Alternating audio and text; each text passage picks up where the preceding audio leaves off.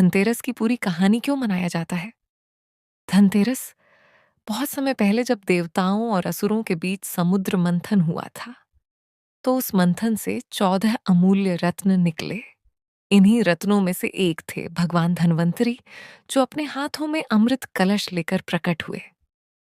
भगवान धन्वंतरी को आयुर्वेद और स्वास्थ्य का देवता कहा गया।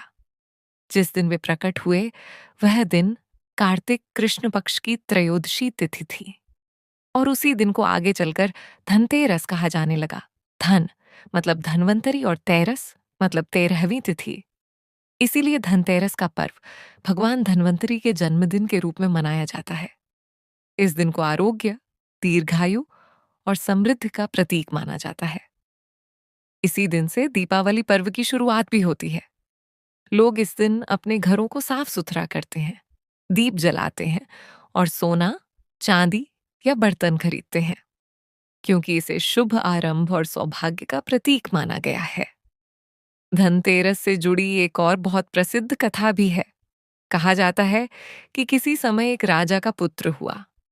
ज्योतिषियों ने भविष्यवाणी की कि उसकी शादी के चौथे दिन सांप के डसने से उसकी मृत्यु हो जाएगी। जब वह दिन आया, उसकी पत्नी बहुत बुद्धिमान और धर्मपरायण थी। उसने अपने पति को बचाने के लिए घर के दरवाजे पर बहुत सारे दीपक जलाए, सोने चांदी और गहनों से दरवाजा सजाया और बहुत सारा धन दरवाजे पर फैला दिया। उसने पूरी रात अपने पति को जगाए रखा और भक्ति गीत गाती रही। रात को जब यमराज सर्प के रूप में वहां पहुंचे, तो दीपकों की तेज रोशनी और धन की चमक से उनकी आंखें चौंधिया गईं। वे भीतर नहीं जा पाए और पूरी रात दरवाजे पर ही बैठकर भक्ति सुनते रहे। सुबह होते ही वे वापस लौट गए और राजकुमार की मृत्यु टल गई। तभी से यह परंपरा चली कि इस दिन दीप जलाकर और धन का पूजन करके अकाल मृत्यु और दुर्भाग्य से रक्षा की जाए। इसीलिए धनतेरस को यमदीपदान भी कहा जाता है। इस दिन लोग अपने घरों में दीप जलाते हैं, भगवान धन्वंतरी और माता लक्ष्मी की पूजा करते हैं, ताकि घर में धन, स्वास्थ्य और समृद्धि बनी रहे।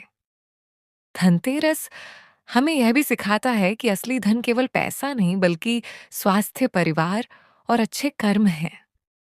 इसीलिए जब भी आप धनतेरस मनाएं, तो सिर्फ नई चीजें खरीदने के लिए नहीं, बल्कि अपने जीवन में आरोग्य, सौभाग्य और सकारात्मक ऊर्जा लाने के लिए मनाएं।